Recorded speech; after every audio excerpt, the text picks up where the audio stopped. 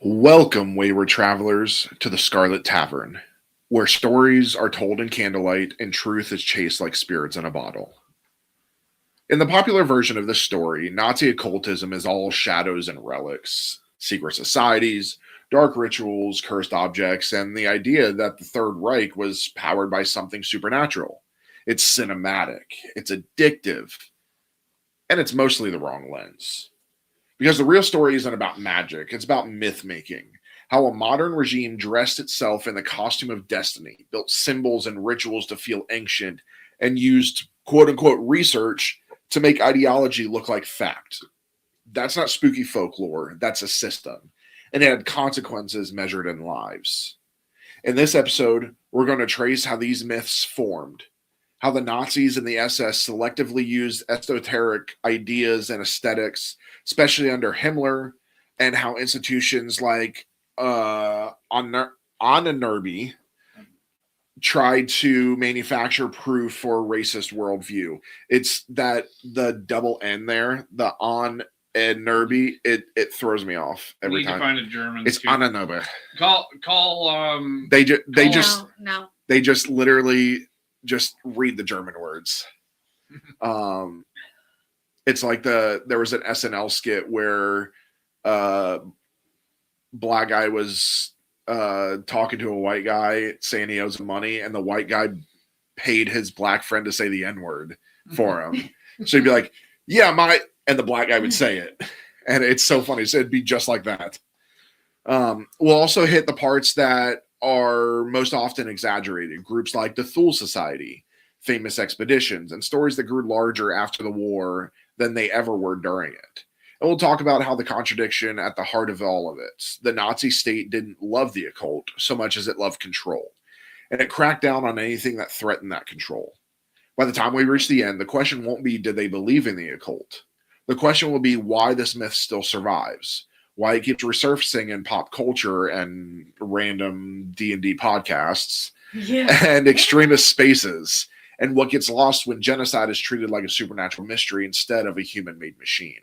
I mean, we don't have a whole entire D&D podcast that... Also, thank you for actually pronouncing it correctly, Thule, and not Thule. Yeah, it's Thule. Because, no, I'm German. There's a base in Greenland that's a U.S. Air Force base. It's changed now, but it used to be called Thule Air Force Base. And I had friends who were there, and they used to be like, yeah, I was at Thule. That's like, what the hell is Thule? It's German. Thule. And they're like, it's called Thule. It's like, I am 100% confident that only your uneducated ass. It is Thule.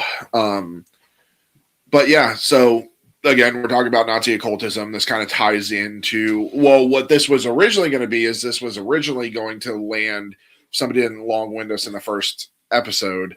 This was supposed to land right as our live show was starting for the 13th Sigil. And we were also supposed to release it on the week that we took off. Correct. But anyways, this was supposed to kind of tie into that. Well, that first episode already happened. You can go back and watch it on our YouTube or listen to it on a podcast. I think if you're a Twitch subscriber, you can watch it on there too. Correct. And then tonight, at the time of this recording, will be the second episode. So by the time you see this, that next episode will be available too. So you can have 2 episodes already. So check that out because it kind of ties into all of this. Just obviously alternate history, more extreme. So Nazi occultism is one of those phrases that sounds self-explanatory, like it points to a single organized thing, a secret doctrine, a unified belief system, a neat little file folder labeled occult activities of the Third Reich. But that isn't what you're dealing with. The word occult is slippery on its own. In its simplest sense, it just means hidden, knowledge kept private, restricted, for the initiated. Over time, the word also picked up a bunch of extra baggage, mystical practices, secret societies, symbolism, ritual, and supernatural. And in modern pop culture, it often becomes a shortcut for mysterious, sinister, and difficult to verify.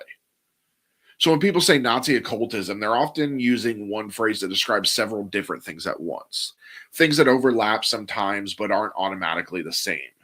That's why this topic gets distorted so easily. The label is broad, the imagery is powerful, and the stories that spread fastest are usually the ones that sound like a movie. So we're going to be precise, not cold, not clinical, just precise, because the story only makes sense if we're clear about what we're actually talking about. So let's talk about the three meanings that get tangled together. Most of what gets filed under Nazi occultism falls into three buckets. The first is belief. The question of whether individuals connected to the movement genuinely believed in esoteric ideas such as destiny, hidden histories, ancient wisdom, supernatural forces, and cosmic struggle. Sometimes the answer is yes, especially if we go to Himmler, which we'll talk about. He's kind of the movement behind the whole Nazi occult was. There's a whole section with Himmler. Yeah, Himmler was the big person behind the occult. He was a weird man, and a horrible person. Oh, yeah. Horrible. But it's important to understand what belief looks like in this space. It doesn't always show up as a dramatic ritual. A lot of it shows up as worldview, ideas that treat identity as sacred and inherited. History is a script with a secret meaning, and politics is something more profound than policy. Once politics is framed as destiny, disagreement stops being debated and starts being heresy. The second bucket is aesthetic. The symbols, ceremonies, pageantry, architecture, uniforms, anything designed to feel ancient, exclusive, inevitable. This is where hypnosis happens because aesthetics don't require sincerity. A person doesn't have to believe a symbol is magical for that symbol to do real work. It can mark belonging, signal threat, create hierarchy, turn a modern movement into something that feels timeless. Aesthetic is how a regime can dress itself in the costume of tradition and dare you to question it. Something like this is very big as the lightning bolts that the SS used. So the lightning bolts were originally a Norse symbol. They were a symbol of Norse paganism. We see it a lot in Norse mythology. Mm-hmm. So you'll see a lot of older Norse people that had the lightning bolts that obviously have now taken them off. Mm-hmm. But that was stolen, just like what we know as the swastika came from Hindu. And funny enough, guess what it means? Peace. Yeah. And all he did was took it, removed the dots, and turned it on its side. Yeah, it's if you go to some like older Hindu temples, obviously you'll still see them. Nepal, you will see them. But they will be on their side. So like we know the swastika as the Z's, but for the Hindu symbol, you turn it like 25 degrees so that one of the points is like a knuckle, and then you put dots in the spaces, and that is the Hindu symbol for peace. It's almost like it's in motion. That's correct. That's what it's supposed to be. It's supposed to be spinning. Yeah. Like the world is in peace. Isn't the SS, the lightning bolts, isn't that also a rune, right? Technically, yes. It's two runes put together. Yeah. But yes. Probably pronounce it wrong, the Iwas. Yes. Rune. So that's kind of this aesthetic thing that we're talking about. The third is myth making as a tool, the deliberate construction of stories about origin, sacred mission, and historical destiny. Stories built to justify power. This is the part people often label occult because it's easier to process cruelty when it feels mysterious. But a lot of the time, what you're looking at means being manufactured on purpose. Not supernatural power, but narrative power. And here's the key detail. Those things, they overlap, but they don't automatically travel together. Someone can believe sincerely. Someone else can perform the aesthetic with zero belief. An institution can run on myth, whether or not the people inside it privately buy into any of it. And for that, we look at a lot of cults. The mix, belief here, theater there, propaganda everywhere is why Nazi occultism isn't one clean phenomenon. It's a cluster of behaviors bundled under a single dramatic label. And here's why the story warps so easily. This subject also has a built-in problem, and it's distance. the further you get from the actual years of the Third Reich, the more the stories tend to pick up extras, secret masters behind the scenes, relic quests, hidden codes, supernatural claims that turn modern political history into dark fantasy. And that comes from everywhere. It's almost like playing the game telephone. Yeah. You start with saying, "Hi, my name is so and so," and it turns into, "Hey, I love men." Like something completely different. Yeah. And then we also get it from movies and TV. I mean, a lot of what people think about with the Third Reich comes from Indiana Jones. Yeah. I mean, because it's and again, that Nazi occultism, they played into it with Indiana Jones. It's one of my favorite movies of all time. I will watch Raiders. Pam hates Indiana Jones. I don't hate yes, it. We should watch Raiders. Yes. I'm just not a big. We should watch Raiders because it has to do with this. Yes. Yes. So it's research. All in favor? I second the motion. Aye. You're outvoted. It's research. Yeah. He literally punches a Nazi in the face. How do you hate that? I've just never been interested. I don't think you've ever seen that one though. I've never seen Indiana Jones. Okay. But how do you say So you can't judge. I'm not judging. Harry Potter sucks. Yeah. Fuck off. And we've seen it and read the book, so we can say that. But he literally punches a Nazi in the face.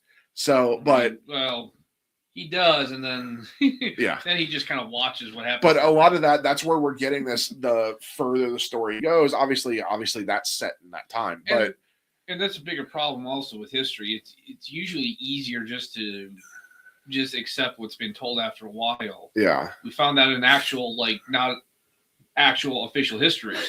You know who wrote the official German history part of World War II after the war?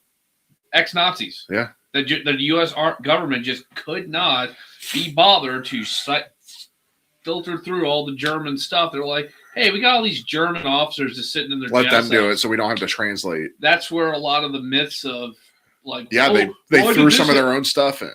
They basically rewrote history so that they look good. And again, this isn't trying to defend like Hitler or anything, but like the idea of that Hitler was the one who wanted to invade the Soviet Union and all the other Nazis didn't want to. No, they all wanted to do that it. Comes from a lot of historical books. I mean, everything that's written by a man. I mean, the Bible was written by men. Mm-hmm. We can't take that. You have to take all of that with a grain of salt because who knows what actually happened unless you were there. Isn't there a quote like history's written by the victor? Yes. History is written by the lazy. That is what the truth of it is. Because that the quote is the history is that is you're right. No, that is the quote, but in reality, it's written by the lazy. And it's like I'm just gonna pawn this off to somebody so I can go do something else. So some of that comes from real fragments that are stretched until they no longer behave like evidence. Some comes from misunderstandings repeated so often they start to sound official. Some inventions survive because they're cinematic and cinema travels faster than documentation. That distortion matters for one reason above all. It changes the shape of responsibility. If you treat the Third Reich like a supernatural mystery, you risk turning it into something otherworldly, something outside the human world, driven by forces you couldn't recognize in ordinary society. But the machinery was human. The choices were human. The system was built, rewarded, enforced, and maintained by people and institutions. If this topic gets spooky, quote unquote, it's because myth is a powerful tool, not because history was powered by magic. Not saying magic didn't exist at one time. I do think magic existed at one time. Yeah, but same. I also think dragons did exist in history. Not in the way that they're described, but I do. No, dragons did exist because we see every religion and culture has used dragons, and if they were fake, some of these religions and cultures, I could do a whole topic on this. Some religions and cultures never met each other. Yeah. And even the Catholic Church back in the day used dragons to scare people. And those are mostly and they would drag you to hell. Yeah, and a lot of what the Catholic Church had was they're drawing from older cultural mythology. But if you get the Catholics over here, and then the Mayans who are drawing the same stuff, who never meet each other. Well, I would say where did the Catholic Church get those dragons exactly? From? So like you're getting every religion and culture in history. If you look at it, I watched a huge documentary on this. It's one of my favorites. They every religion, every history has shown dragons. So that's why I believe they existed. But no, it's funny. I mean, you probably verified this because you did the majority of the research on this. I'm surprised the Nazis ever tried to find dragons. yeah, All the things they look for, they never was a painting of Hitler riding a dragon, like Putin's riding his horse. So I That didn't was a really Bear find or something. a lot of what they were like There researching. a lot of that stuff got brushed under the rug. And if I look like I'm in pain, I have a sneeze that is stuck. So we're not approaching this like a ghost story. We're approaching it like a case file. Now, every time a claim appears, they believe this. They practice that. The symbol means this group control, this ritual happened. We're going to run it through the same 4 questions. Who is making the claim? During the period shortly after or decades later when legends has had time to grow. What evidence supports it? A document, a record, correspondence, credible scholarship, verifiable context, or just repetition? What does the claim do? What does it sell, simplify, dramatize, or excuse? What reaction is it trying to produce? Those questions don't drain the story. They keep it anchored. They keep us from accidentally repeating mythology just because mythology is loud. And once we have that frame, once we know what we mean when we say Nazi occultism, we can take that next necessary step. Stop starting from the finished image. Because if you begin with the famous symbols and the most recognizable set pieces, you're already inside the myth they wanted to project. You're letting the outcome explain the origin. So next, we go backwards. Before the uniforms, before the institutions, before the state had the power to turn story into structure, and we look at the cultural atmosphere where specific ideas were already circulating, already being romanticized, already being packaged as hidden truth. That's where this starts making sense. So, if you zoom out far enough, you can see why this material was so easy to grab later. Europe, especially German-speaking Europe, was living through a long identity hangover. The late 1800s into the early 1900s is a period where everything feels like it's shifting at once. Industry is remaking cities and labor. Old social hierarchies are wobbling. Science is changing how people talk about the body, the mind, inheritance, and history. Religion is still present, but it's no longer the only public language for meaning. And when a society feels unmoored like that, people start looking for stories that feel like anchors.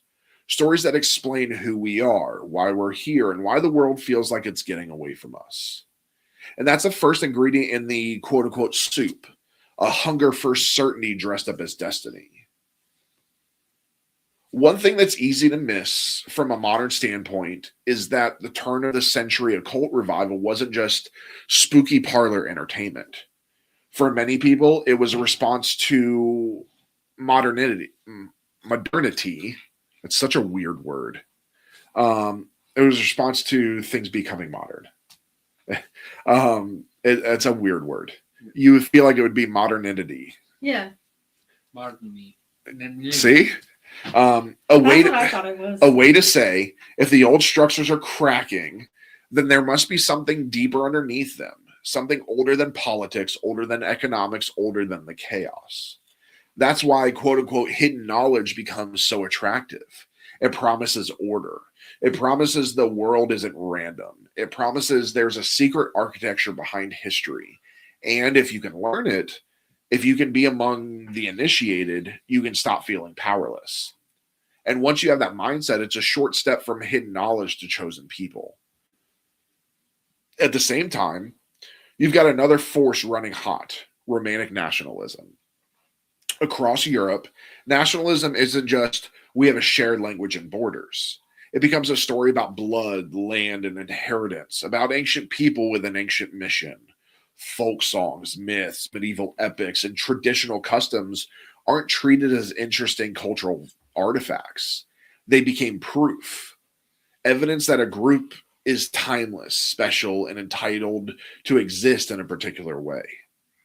This is where the past gets weaponized without anybody needing to pick up a gun yet. Because if you convince people that their identity is ancient and sacred, then anyone who doesn't fit the story can be treated like an intruder, a containment, and a threat to restoration. And this, again, is where the Third Reich was born, that blonde hair, blue eyes, that these are the ancient and the sacred. These are the ones that belong. Everybody else needs to go. We'd be safe. Ben would be dead. That framing restoration is crucial. It's the language that allows a movement to present itself as defensive even while it becomes aggressive. You're not conquering, you're reclaiming. You're not excluding, you're protecting. You're not rewriting society, you're returning to its natural order. And again, we can see a lot of this, like we've seen in some of the cults that we've talked about that happened after this. You can see like where Jim Jones took a lot of stuff from people like Hitler and Stalin. I mean, a lot of this, the romantic nationalism. Again, this is in Germany was the big one because in the late 1800s, Prussia was moving to reunite all the Germanic-speaking peoples into one, what would be the German Empire. Yeah. So that happens. France is doing the same. Everyone's doing this. Italy is trying to unify. Now, obviously, this is in that point. That's where it's the root of it. But as we'll see, times and events throughout history will start to mold it as it was. So now add the ingredient that makes everything more explosive. Late 19th and early 20th century race thinking.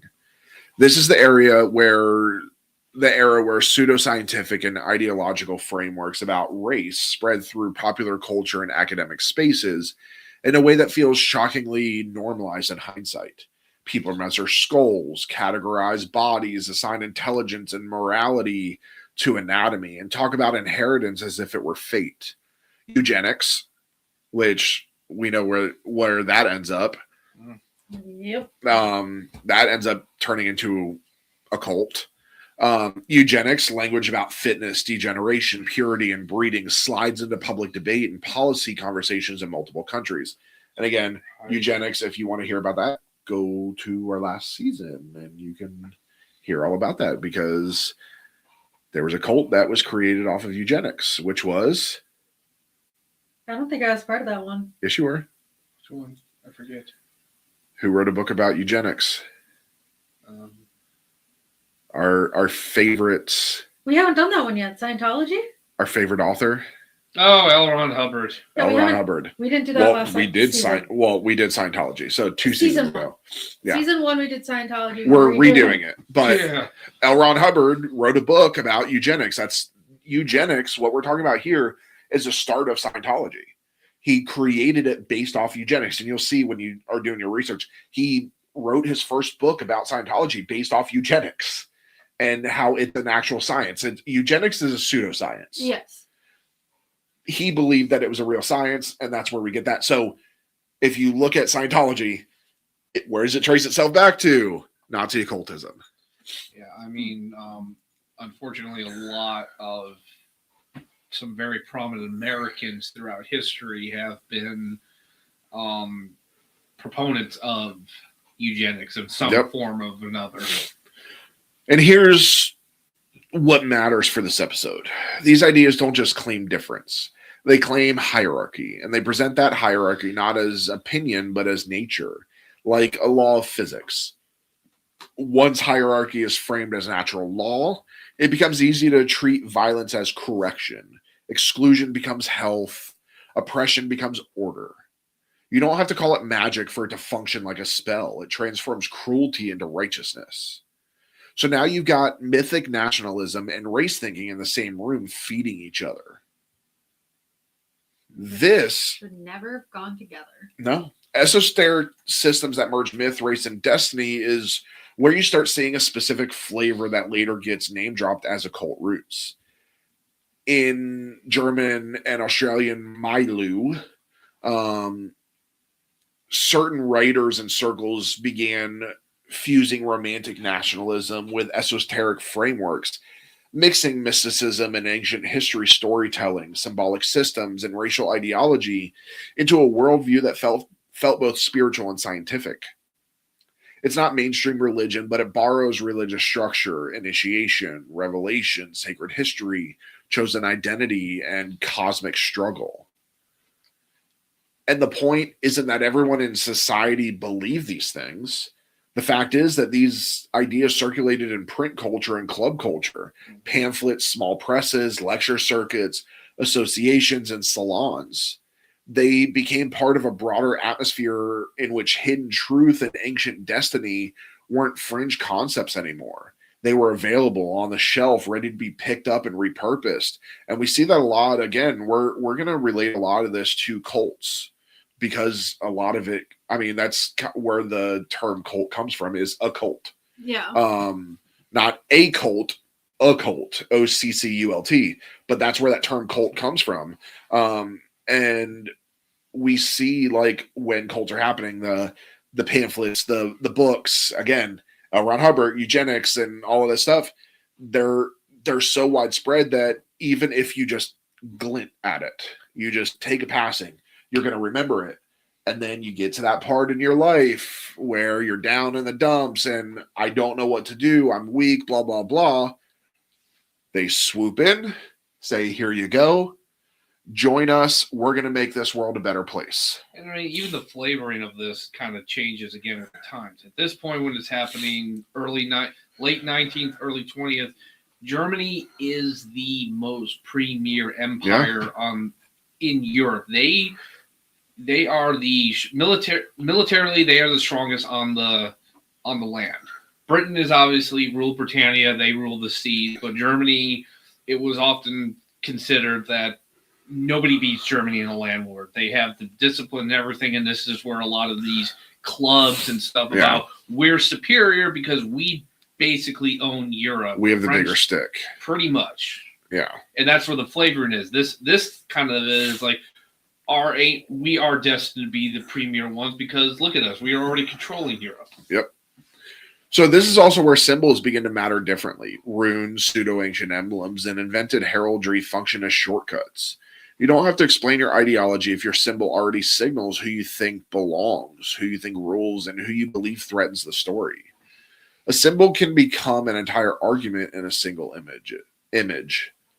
So there's another ingredient that thickens the soup. Conspiracy thinking as a way to explain social change. And this is where the other part of this comes Yes. When societies go through rapid transformation, conspiracies are psychologically efficient. They take complex systems, economics, politics, modernization, and global conflict, and replace them with a cast of villains. They create a narrative where nothing is accidental, nothing is structural, and everything is intentional sabotage by an enemy. And once you have that frame, it becomes easy to fuse it with hidden truth language. They are secretly controlling things. Therefore, we need an inner circle to fight back. Hence, extraordinary measures are justified. The logic is circular, but it's also efficient.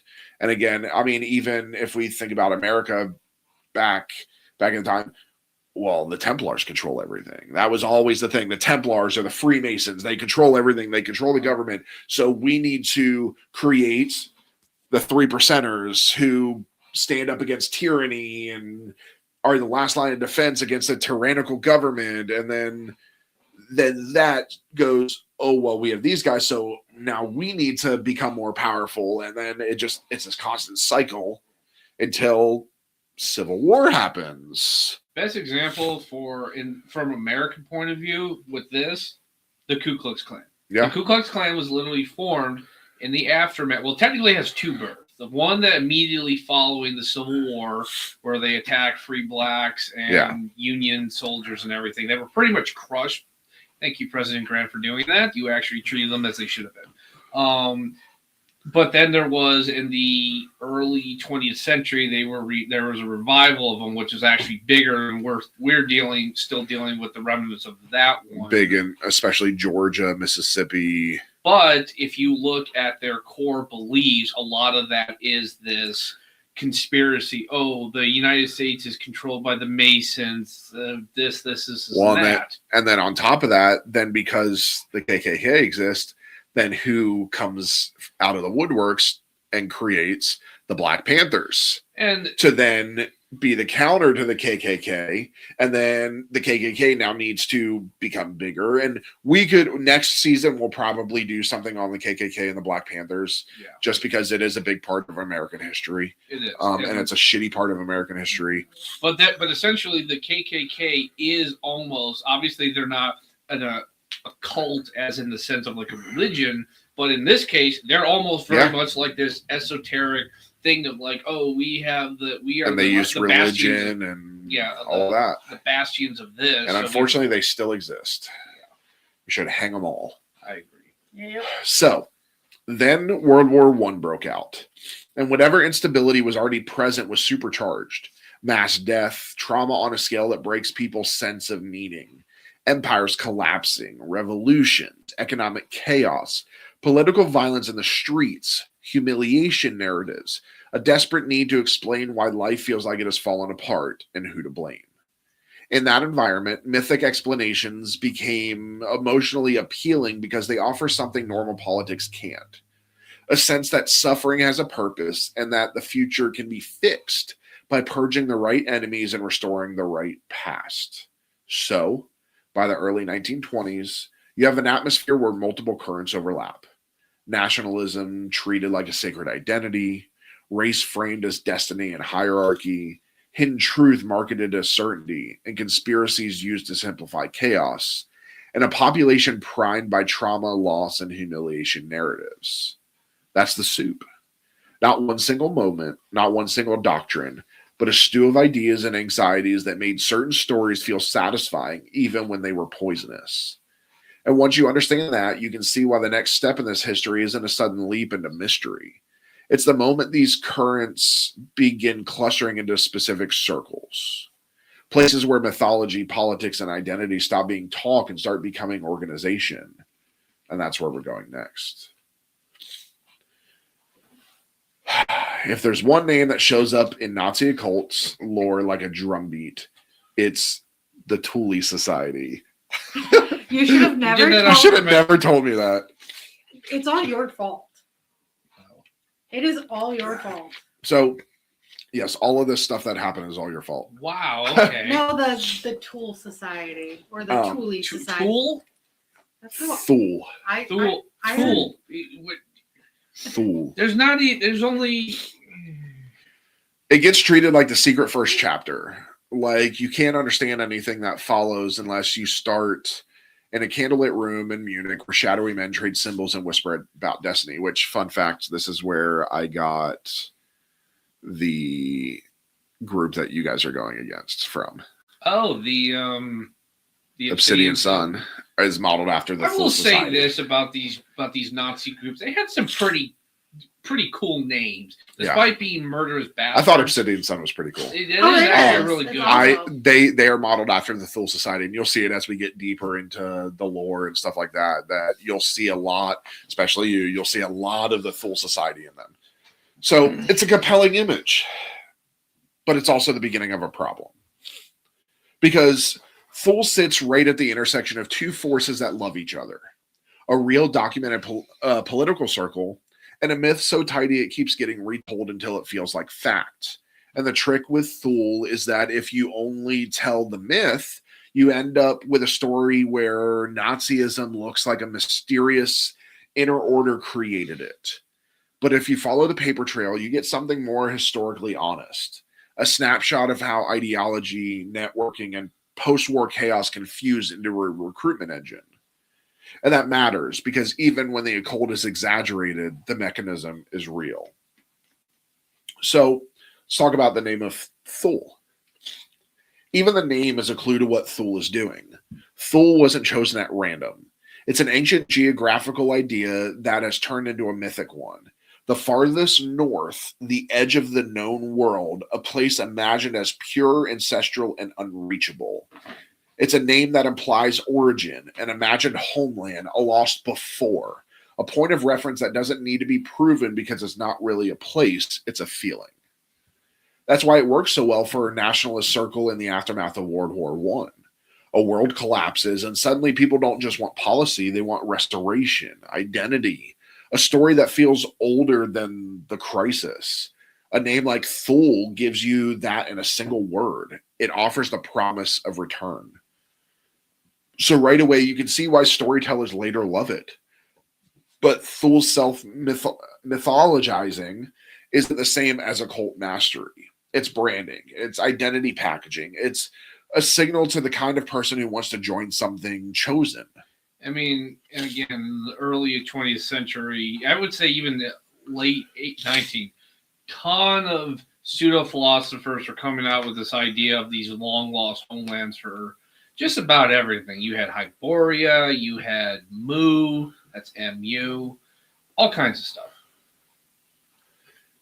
So the first thing the paper trail forces you to accept is that Thule wasn't alone, a floating occult lodge that just materialized in Munich. It served as a cover name for the Munich branch of the German Northern, specifically the Volvata offshoot, and was formally dedicated as the Thule Society in August 1918. That matters because it places Thule inside of an existing ecosystem of Volkisch and nationalist organizing. It's not a singular origin point, it's an outgrowth, one node in the broader web.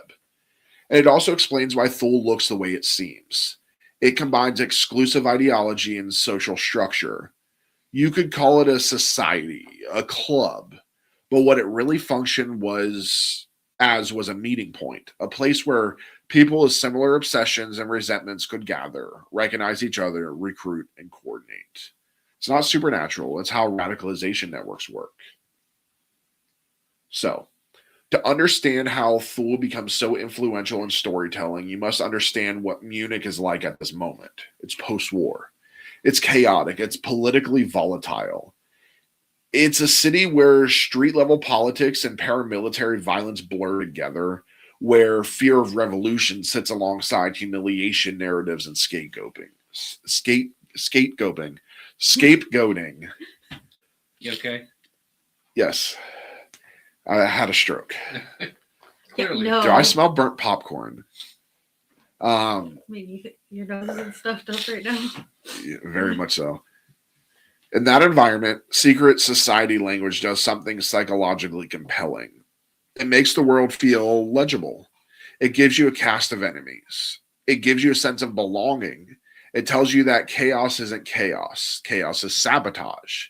And you're part of the group that knows the truth. That's not a minor detail. It's central to why these circles are attractive at all. When people feel powerless, they seek explanation and agency.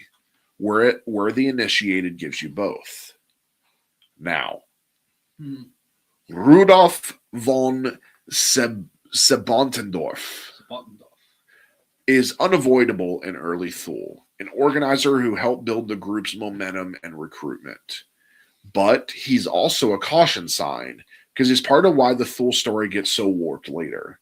He's one of those figures who encourages myths about himself, and later narratives treat those myths as reliable witnesses.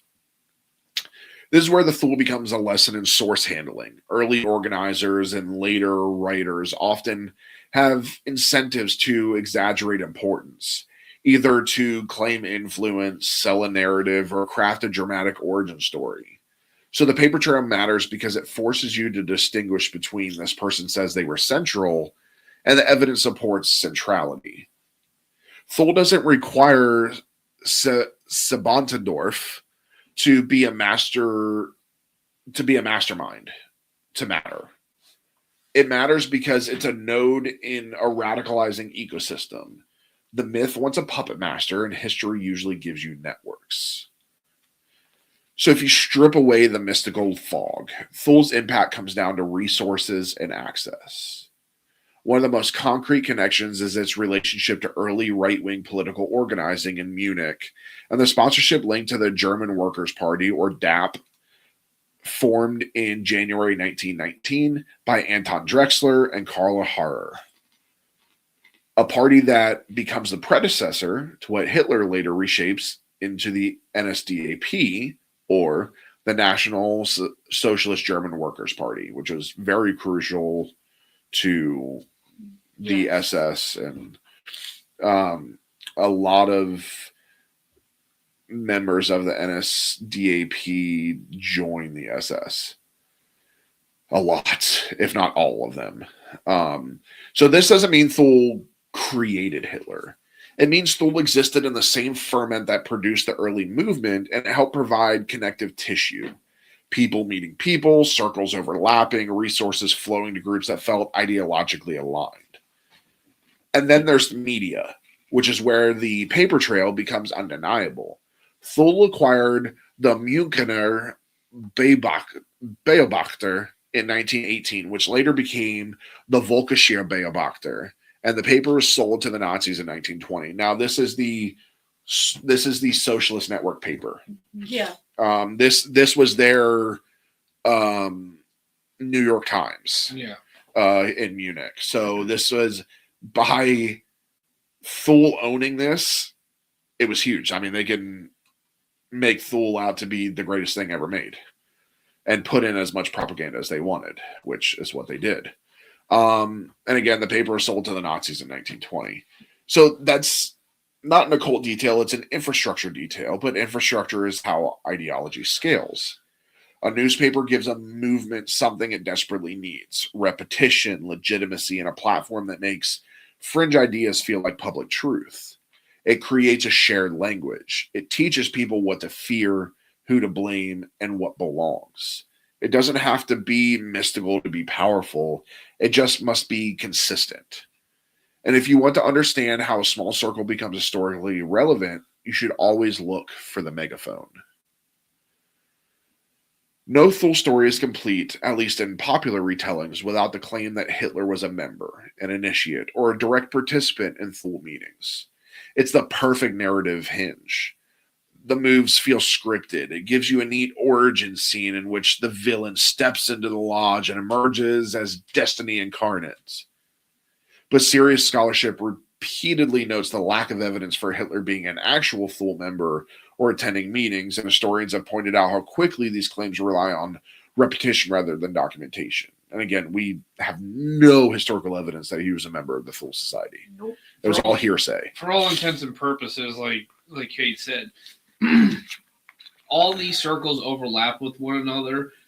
Hitler probably knew about Thule. He probably interacted with their members. He was probably, not a member. Well, he was also young when the Thule were in its height. Yes. Thule, by the time Hitler's in his full power, Thule's gone. Oh, they're long. Yeah. They're all dead.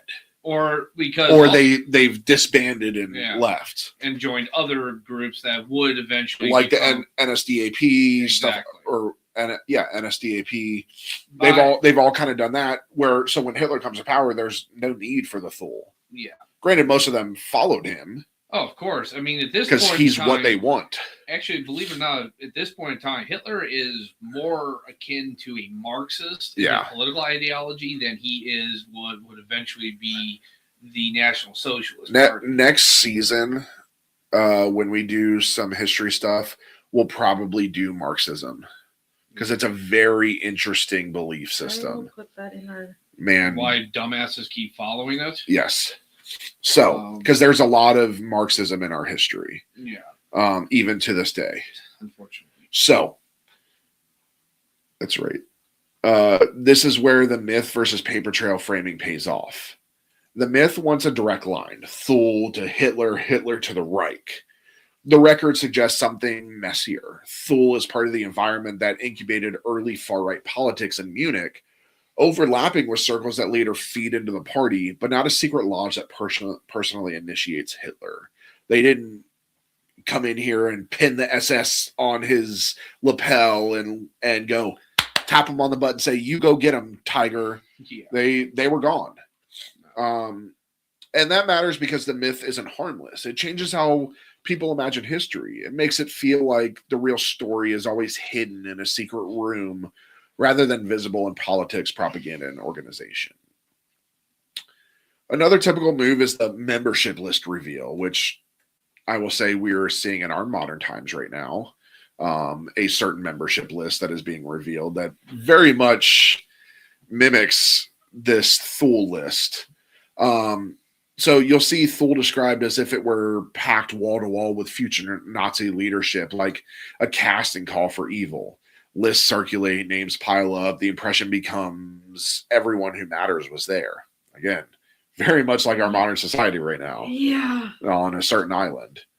The problem is that these lists are often sloppy, mixing confirmed members, suspected participants, people who floated near the orbit, and names added later because they make the story more dramatic. Again, like right now, historians have criticized the tendency to inflate membership claims and treat proximity as certainty. The truth is more precise and therefore less satisfying to a conspiracy narrative.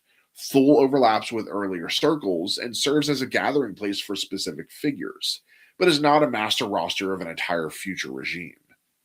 And that's an important lesson for the larger topic. When a story relies heavily on secret membership, it often grows by rumor because rumor is difficult to falsify. Documentation is less romantic. That's why the paper trail matters. Now, the reason Thule is worth spending this much time on is not that it's the hidden engine of the Third Reich. It's because it demonstrates a pattern you'll see repeatedly in extremist movements. A mythic name that signals identity and destiny. An inner circle structure that offers belonging and special knowledge. A worldview that simplifies chaos and enemies and restoration. Tangible channels, meetings, connections, print that turn ideology into reach. In other words, Thule isn't the secret behind Nazism. Thule is an example of how extremist politics can create a social container in which myth and resentment are organized. And once you see it that way, you can understand why Thule became the perfect origin myth after the fact. It later gives storytellers a single starting line, a neat beginning, a villain's lair, a hidden key. History doesn't usually work like that. Movements form like weather systems, fronts colliding, pressure building, conditions aligning. Thule is one of those conditions. It mattered because it was there at the right time in the proper city, offering the right kind of belonging to the correct type of people. And then the story shifts. Because after a certain point, it stops being about small circles and local networks and becomes something else entirely. Ideology with uniform institutional power. Not just a myth circulating among members, but a myth being staged, formalized, and projected outward. That's the pivot we're about to make. Because the next part of the story isn't a secret lodge in a Munich back room. It's a national institution trying to look ancient. An elite order reinventing tradition in real time, building rituals, symbols, and spaces meant to feel inevitable.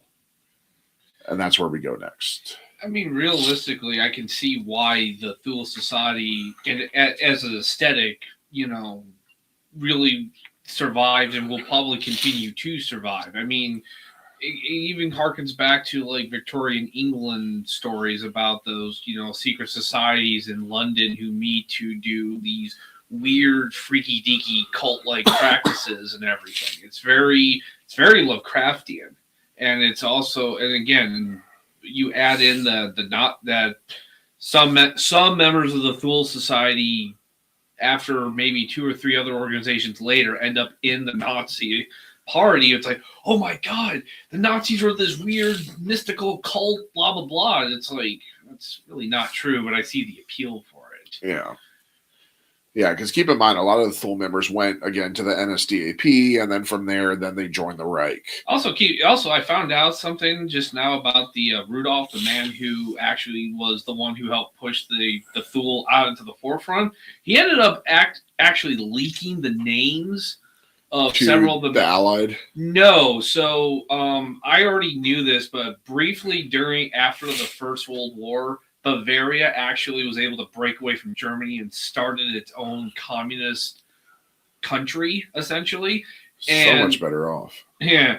Well, in that brief moment that it existed, they actually got a hold of some of the more prominent Thule Society members, because, again, it is a right-wing organization, or more or less, and they were all promptly executed. And Rudolph had to not only leave the Thule Society because, hey, nobody really wants somebody in there that gets its own people killed, but he ended up just leaving Germany altogether.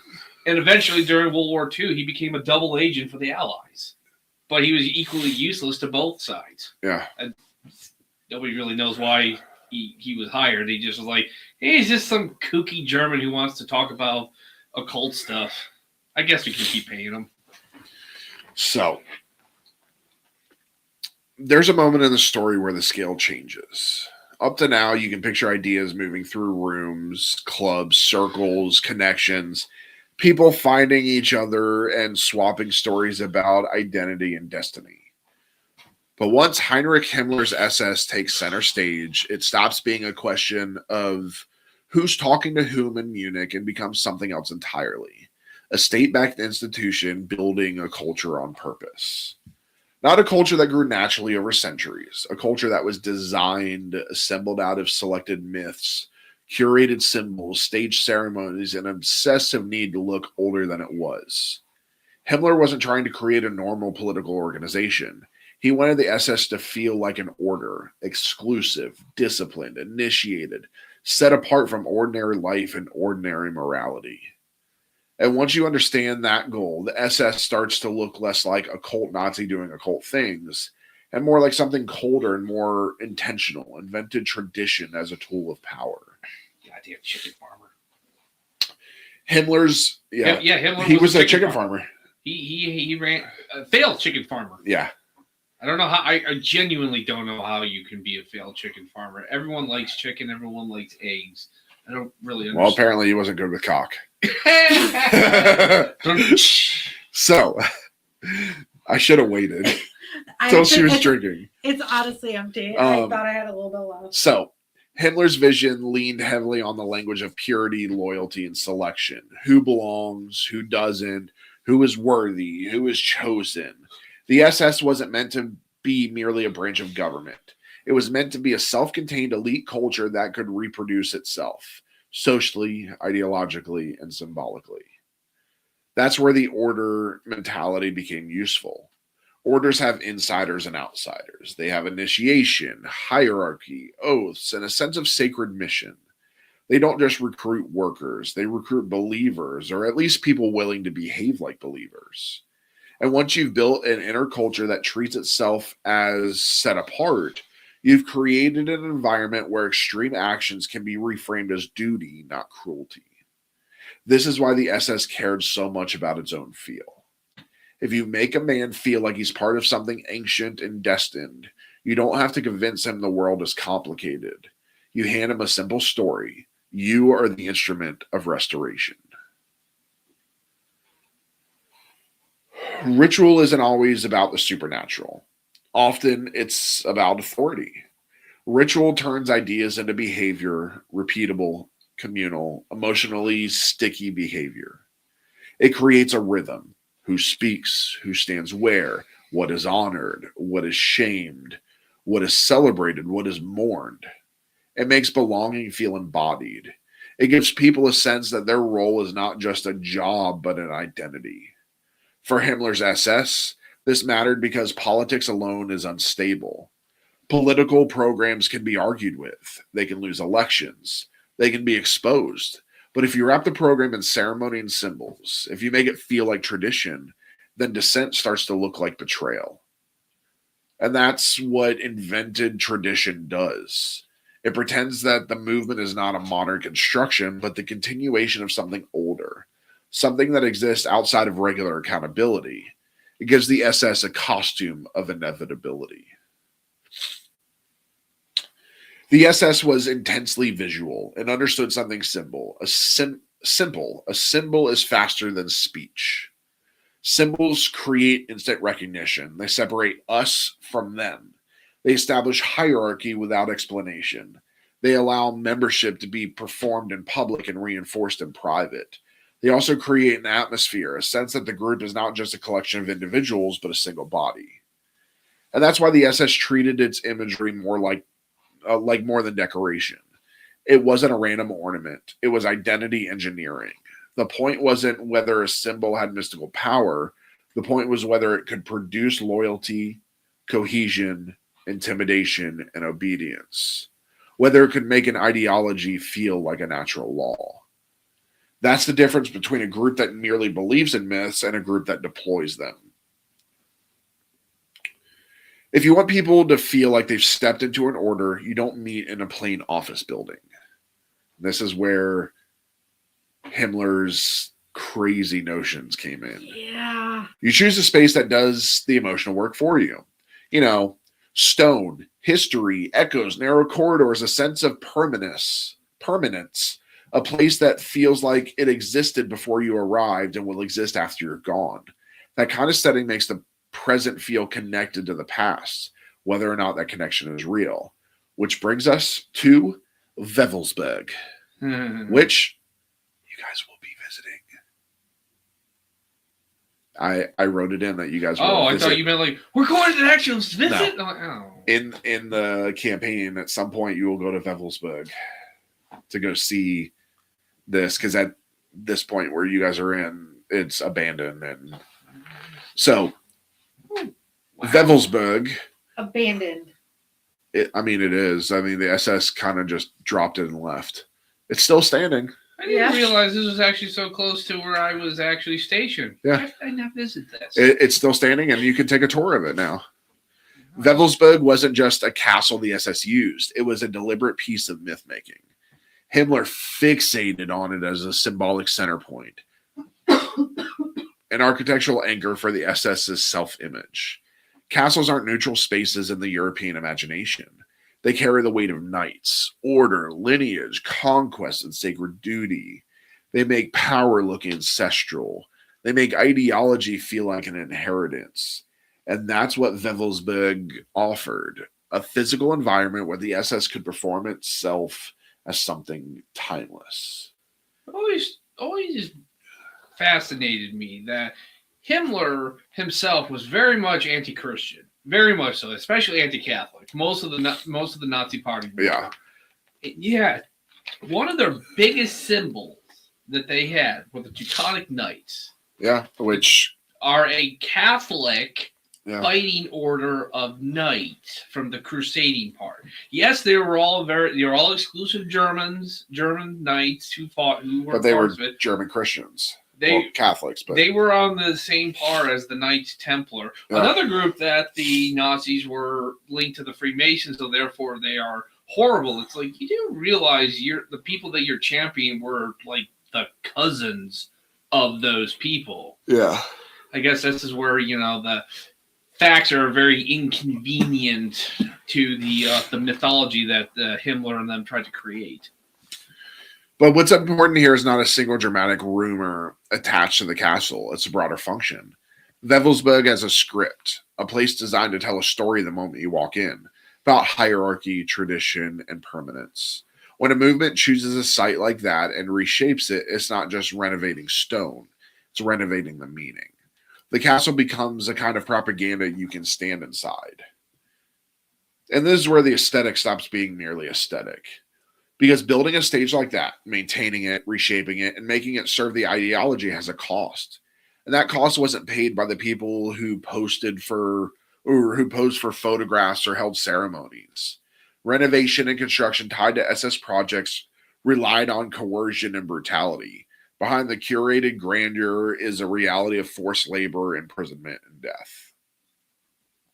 That matters because it keeps the story grounded. It reminds us what the invented tradition was for.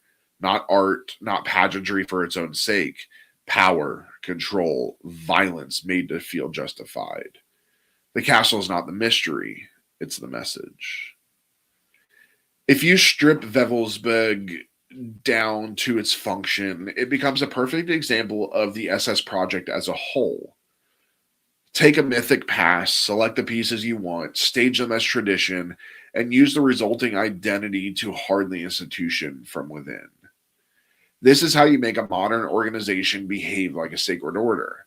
You don't just tell people what to do, you teach them who they are, then make that identity feel ancient, exclusive, and non-negotiable. And once you've done that, the next step is obvious. If your order is going to claim it's restoring an ancient truth, you need more than ceremonies and stone walls. You need legitimacy that looks official. You need evidence. You need footnotes. You need charts, exhibits, and experts. People with credentials who can dress the myth in the language of proof. because ritual can make a story feel true, but research can make it look true. And that's where we go next. Mm-hmm. I'm really kind of mad at myself. I never even thought to see this. This was literally like 3 hours, like not even 2 hours north of me, and I could have visited this place. I'm actually really mad at myself right now. So we're actually going to skip ahead just because we're getting time crunched. We're gonna kind of skip the next part and go right to the contradictions. Okay. That the previous part, the Anunnaki. I mean, this is the organization Himmler created within the SS. These guys' job was to go around the world and try and find evidence that the Aryan race was superior. Yeah, and was as ancient. Most notably, they made trips to Tibet, Antarctica, and stuff. Again, anybody who watches, who read like me, who is a fan of Hellboy, would be like, "Wow, they went there. Hellboy went to those places too." Wonder why. Yeah. So let's talk about the contradictions. If you only know this topic through popular mythology, this part feels like a plot hole.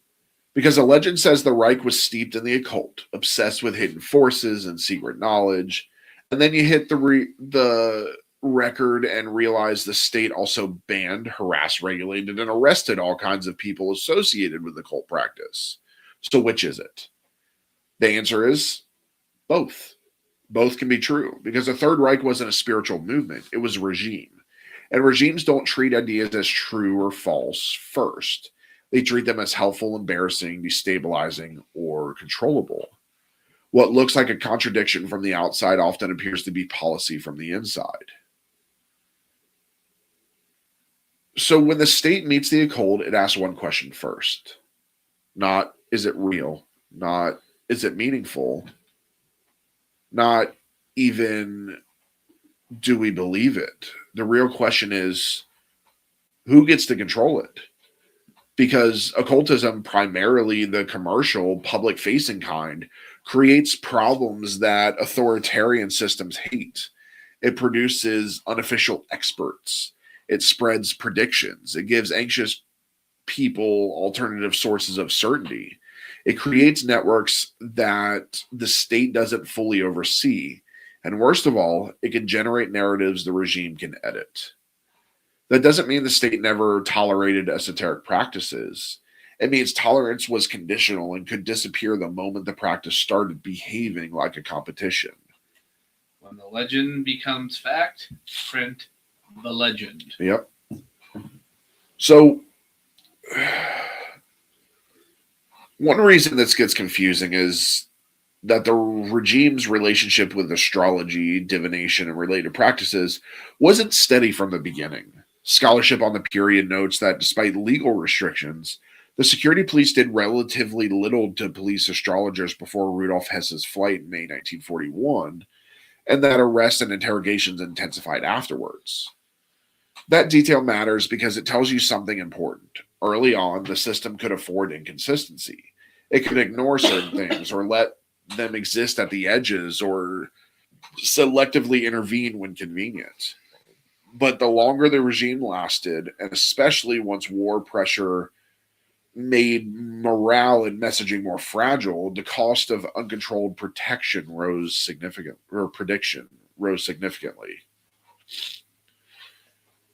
So the regime didn't just suppress, sometimes it forced things into a cage. There's a specific kind of authoritarian move that doesn't get talked about as much as outright bans, reclassification. Instead of saying this is forbidden, the system says this is permitted only if we decide it is. It turns a practice into something that must be licensed, approved, filtered, and monitored. You can see this logic in how occult practitioners try to survive. Eric Kurlander describes a case in which a practitioner attempted to avoid censure for fortune telling, which was banned in 1934, by rebranding it with less incriminating label. That's the atmosphere. The state draws lines, the practitioners try to slip between them, and the entire category becomes less about metaphysics and more about permission. Then comes the moment that snaps this into focus. Rudolf Hess, Hitler's deputy, flies to Scotland in May 1941, an episode that immediately becomes politically radioactive. And in the wake of that, the state launches what becomes known as the Hess Action, which Kurlander's research ties to extensive detentions and confiscations across Germany and Austria. Rudolf Hess literally flew a one-man plane, to Scotland and crash landed it in order to broker peace and demand an audience with some Scottish lord that I don't think he ever met in a day in his life in order to try and broker peace between Britain and Germany. It did not work in one any sense of the word. I'm not even sure if Hitler even met, if Hess even met with Churchill, which is the ultimate goal. He just sat in a British prison until Nuremberg when he was put on trial and then executed. No, he was the one that made it. He played crazy. He supposedly he played crazy, but people who met him think that he was already crazy, which is, we won't get into it because it's a whole thing, but we're eventually going to do the Nuremberg trials. Yeah. So what's striking here is not that the crackdown happened; it's why that crackdown makes sense inside the regime's worldview. From the regime's perspective, Hess's flight wasn't merely a bizarre personal episode; it was a threat to internal discipline, a top figure acting outside the script, external perception, allies and enemies watching for instability. Propaganda coherence, the Reich selling inevitability, not chaos, and control of belief itself, the fear that mystical influence could become a headline, a joke, or an explanation. So, the system does what systems like to do. It goes looking for contamination sources. It raids, it collects lists, it seizes materials, it makes an example. At the same time, the historical record also undercuts the neatest version of the myth.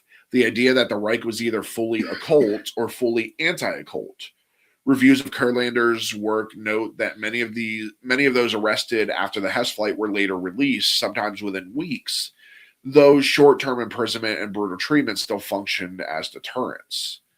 That combination, arrest as warning, release as leverage, fits a regime more interested in control than consistency.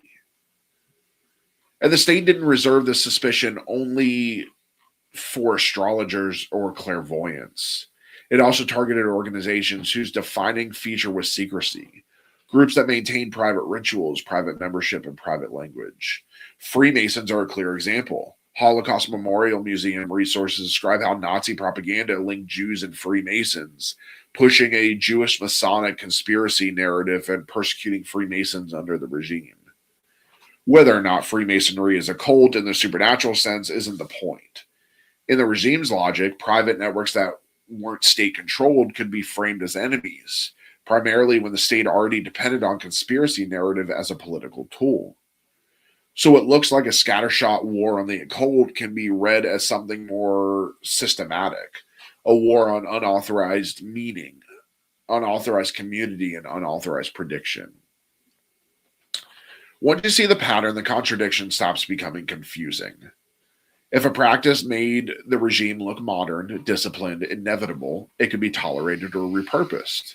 If it made the regime look irrational, fragmented, or vulnerable, especially during war, it became dangerous. If it produced alternative loyalties, alternative truth, alternative forecast, it became competition. If it couldn't be neatly supervised, it became a liability. That's why the category occult is so hard to pin down in this period. The boundaries weren't drawn by metaphysics, they were drawn by the state's need to manage people. And that's how the myth survives. Because here's the part most people don't notice. These contradictions are rocket fuel for the afterlife of the story. A regime that stages myth and also raids mystics creates the perfect conditions for decades of speculation. Crackdowns get retold as they were hiding the real secrets. Releases get retold as someone powerful protected them. Confiscated materials become lost archives. Every act of control becomes, in the retelling, evidence of a more profound occult truth. And once the war ends, the tension between what was performed, what was suppressed, and what was later sensationalized becomes a kind of shadow playground where pop culture, conspiracy, and selective history can thrive. Like a podcast that's set in alternate history 1952. What? I don't know what you're talking about. What brings us to where the story lives now, the post-war afterlife of Nazi occultism, why it keeps resurfacing, why it mutates so easily, and why getting it right still matters. So, the war ends. The right collapses. Yay. The uniforms disappear from the streets. The institutions are dismantled, reorganized, renamed, put on trial, aka the Nuremberg trials, or buried under paperwork in silence. And there was much rejoicing. Yay! The Knights of Knee. Wait a minute, you shouldn't be doing that. You don't even like Monty Python and the Holy Grail. That was Monty Python. Oh, I didn't know what that was. That's why I said the Knights of Knee. And they ate Sir Robin's minstrels. And there was much rejoicing. Yay! You do realize I have seen Monty Python. Yes, but you One of hate the it, so therefore it makes you a greatest- communist. Yes. Wow. Hey, it's You know, science, honey. I can't Hitler deny hated it. Monty Python too. Yeah. You two have things in common. Look off. So, but the story doesn't end. In some ways, it barely starts. Because once the Third Reich becomes history, it also becomes a raw material, something people can shape into whatever they want it to mean. Few versions are as persistent, as marketable, or as weirdly seductive as the idea of Nazi occultism. The notion that the regime's power came from hidden forces, secret rites, forbidden knowledge, relics, and shadowy inner circles. And of course, that's where I took my inspiration. That afterlife didn't happen by accident. It happened because the myth does what the myths always do. It fills emotional gaps, gives people a story that feels satisfying even when it's not the actual story. So, why is the myth so hard to kill? Start with the obvious. It's dramatic. A political history full of bureaucracy, propaganda, and administrative violence is hard to dramatize. It's slow. It's procedural. It forces you to look at how ordinary systems can become lethal. A supernatural frame is faster. It gives you villains with a dark power aesthetic, gives you a mystery to solve instead of a society to examine. And it gives the audience distance. If you can tell yourself, well, they were basically a cult with supernatural obsessions, then you can file them away under monsters, something separate from human life, something you never recognize in your own world. That's the first reason the myth survives. It's easier to digest evil if it feels otherworldly. But there's another reason it persists. It offers a clean beginning and a clear explanation. History is messy. Movements don't have one birth moments. They have pressures, networks, incentives, accidents, and opportunism. The occult Nazi myth offers a single key, a hidden group, a secret doctrine, a shadow blueprint. It turns complexity into a locked door and tells you, if you can find the key, you'll understand everything. People love keys. Mm-hmm. So, once a myth is profitable, it grows. The post-war decades created an ecosystem in which specific claims are repeated until they acquire the weight of common knowledge. Books quote earlier books. Documentaries quote those books. Articles quote the documentaries. Eventually, you can't find the origin of a claim because it's being copied and pasted so many times, it looks like it came from everywhere, which makes it feel true. Again, like we talked earlier, the telephone game. Mm-hmm. It's just like if 100 years from now, somebody were to write a short story about Lord of the Rings, but they only wrote it about after seeing an article that talks about Lord of the Rings. Yeah. So you have it's everything. the Tolkien's books. Then you have the movies, which Peter Jackson obviously stayed very true to the books, but there are some things he changed. I would say he was as close to it as he was ever as anybody was ever going to get. But then you have some changes, and then we get like the spin-off shows, like Rings of Power, Ben's favorite. Sorry. So you get those, and then from there, then another book is made. Then there's an article made about that, and then eventually this short story gets made based off of this article. That's based off of a book. That's based off of a show. It's based off of a movie. That's based off of a book. I mean, and we do that with everything. To reference Raiders of the Lost Ark, I forget the French archaeologist guy, the one who helps the Nazis. He said he shows to Jones. He's like, look at this. He's holding up a watch. $20 from a Cairo vendor. I go out in the desert, bury it 1,000 years. It's priceless. Yeah, and that's what we do to his history. We distort it to the point where something that was nothing is now everything. And we did this with the Nazi Occult. Something that was probably nothing, we made it into like. It was all that's how everything was run. It's like now. Dr. Rene Belloc. Belloc, that's it. Yeah, that was Paul Freeman. Really? Yeah. Paul Freeman was a great actor. Yes, he was. I think he's dead now. I believe so. No. Oh, he's still alive. He's 83. Oh, wow. He is still alive. Wow. So, but yeah, so then escalation kicks in. If the last version of the story was secret societies, the next one adds relic quests. If the relic quest story is getting stale, you add hidden archives. That doesn't hit hard enough, you add lost technology. If you wanted to go fully viral, you add conspiracy survivors who kept the secret alive. It's not research, it's storytelling economics. It's how you keep a story going.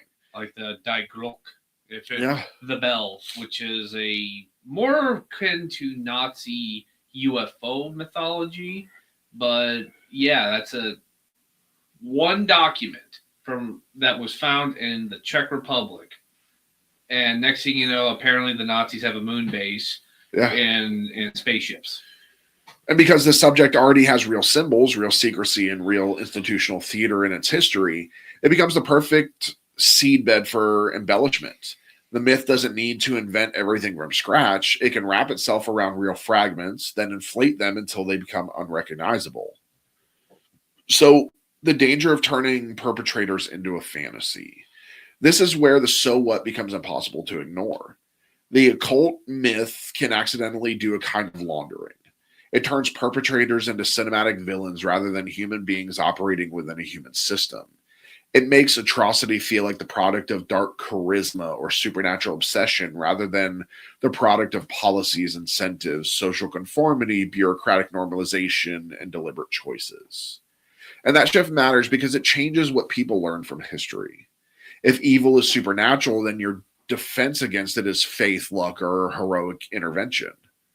If evil is human and organized, then your defense against it is vigilance, education, institutions with accountability, resistance to dehumanization, refusal to treat propaganda as entertainment, and refusal to let destiny stories replace moral responsibility. One version is comforting, the other's useful. So, here's how the myth becomes a tool again in the present. There's another reason this matters. The myth didn't stay in the past. Symbols and stories outlive regimes. They can be recycled, recoded, used as signals, used to intimidate, used to build identity communities where belonging feels exclusive and transgressive. And the occult framing is particularly attractive in that recycling process because it offers a feeling of secret knowledge and elite membership. We know the real story. It turns ideology into initiation. It also offers plausible deniability. Someone can hide behind it's just history or it's just mythology while using the imagery as a wink to the right audience. The aesthetic becomes a signal that can be defended as just aesthetic, which is exactly why it's effective. This is why the afterlife of the myth isn't just an internet curiosity or a pop culture genre. It's a living thing. It continues to provide language, imagery, and a sense of identity to people who want those tools. So here's why getting it right is kind of a responsibility. This is the part people sometimes misunderstand about debunking this topic. It's not about being a buzzkill. It's not about taking away an interesting history. It's about refusing to let propaganda continue to work. Because the occult myth can do two harmful things at once. It can glamorize the perpetrators by making them seem powerful, mysterious, initiated, and it can cheapen the reality by turning a human-made machine of oppression into a paranormal thriller. Neither is acceptable if you're trying to understand what happened and why. The point of treating this carefully isn't to sanitize history, it's to keep it sharp, to keep it honest, to keep the focus where it belongs, on the human mechanisms that made atrocity possible and the cultural tools that were used to justify it. So, here's what's left at the end of all of this. The most essential occult force in the story is not a ritual, a relic, or a hidden lodge. It's the way myth can be engineered into a weapon, the way a narrative can turn politics into destiny, the way symbols can turn belonging into supremacy, the way hidden truth can become permission to dehumanize, the way a story can become a shield against conscience. And that's why this still matters. Because the details change, new symbols, new platforms, new packaging, but the mechanism is familiar. It's the same basic promise. We know the real truth, we are chosen, and the world must be corrected. When you hear that promise, no matter what costume it's wearing, you're hearing the beginning of something dangerous. And if this episode did its job, the image you're left with isn't a haunted castle or a cursed artifact. Something much more challenging to dismiss. A modern world where stories can be engineered to make cruelty feel meaningful. And a reminder that the only antidote to that kind of myth is clarity. Refusing to be hypnotized, refusing to be recruited, and refusing to let destiny replace responsibility. So, next time on Scarlet Tavern, the Marine Corps opens its ranks to Black Americans, then builds a separate boot camp to keep them over there. We're stepping into Montford Point, where thousands trained under segregation, were held to Marine standards, and still came out the other side. Impossible to deny. If you think you know World War II history, this is the chapter they didn't hand you in school. I didn't actually know about the Montford Marines. I got lucky because my school taught this. Mine didn't. But this was a big part of World War II history. And just in time, it's in February, Black History Month. Yes. So happy Black History Month. As we do this, we will say that again as we go on to the next one and talk about the Montford Marines. That's why we chose to do it in February, so that it coincides with Black History Month, because it's a very important part of Black history culture. The Tuskegee Airmen, things like that. So it's a very important of Black culture. Next year, I'm gonna fight for February to do the Tuskegee. Yes, next year in February Airmen. we'll do Tuskegee Airmen. I've met one of them before. It was really cool. They came to our base. Oh, that's It was cool. really cool. It's the advantage of being on a nuke base. You get a lot of important people there. Mm-hmm. So I want to thank you for joining us tonight in the Scarlet Tavern, where the candles burn low, the stories burn deep, and the truth is always one drink away. Good night, everybody. Good night. Good night.